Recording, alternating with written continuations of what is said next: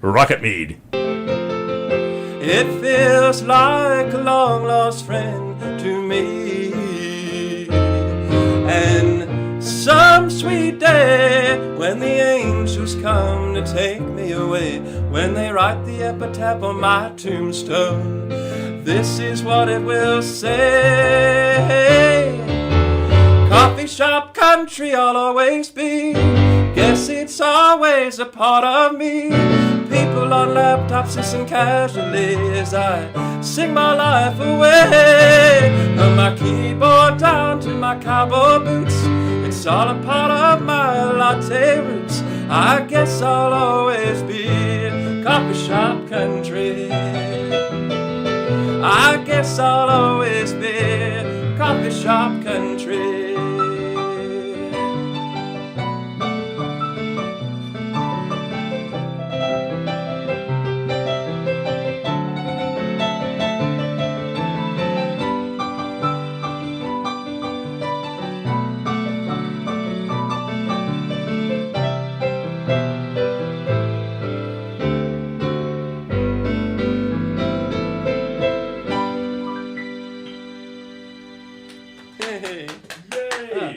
The sound of two hands clapping. You know, all you poor suckers out there in listener land, I get my own personal concert. Yes, you get to hear it too, but, you know, Mead's in here with his keyboard, and I just get to watch him. And he's playing his heart out. This is really cool. I'm going to take some pictures and post them on the show page too, so you can see this whole thing. So awesome, Mead. Awesome. Well, if you would come around and give us the backstory behind that song.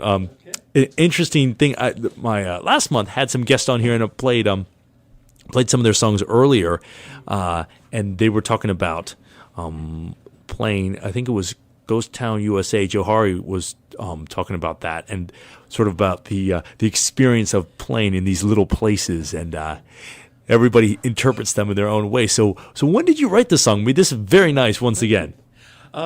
Yes, well, a couple years ago, Mr. Ned Hepburn, who is he writes for the Death and Taxes blog. Nice. And he discovered me somewhere, and he wrote.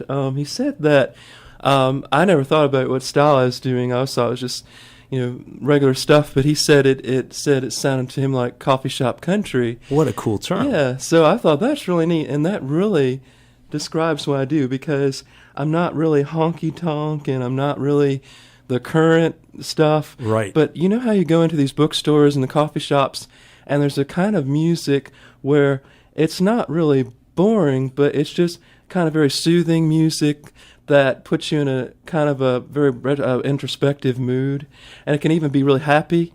And usually it's something with just a guitar or piano. Absolutely. Well, that's what I think inspired me. So I wrote Coffee Shop Country because basically my main venues are coffee shops, and I'm about the only country person that uses a digital piano. But I think that's such a cool thing. Yeah. Yeah. So that's where that came from. So that's very interesting. Yeah. Well, I think that's a nice way, sort of to cross over some country stuff. You can sort of see how maybe Taylor Swift did that with some people with sort of in the pop field, or something like that. Because I think for a lot of people who listen, because I just started listening to country in the past couple of years, and yeah, I know, I'm coming around. Some of my guitar students are working very hard on that. So I got my Johnny Cash, I got my George Strait working on it, and I got my signed Mead album, which is a place of honor in my record collection. And I think that's a neat way for people to sort of be exposed to the genre, because any like you mentioned, like honky tonk, that's a very strong flavor of something. And take like rock, right? If you take like thrash metal, that's a very strong flavor of something.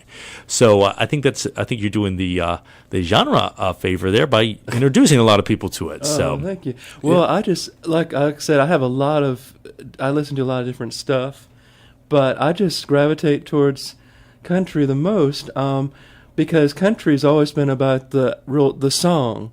And so they always, like, the lyrics are really important in that songcraft. And in Nashville, they really stress that a lot.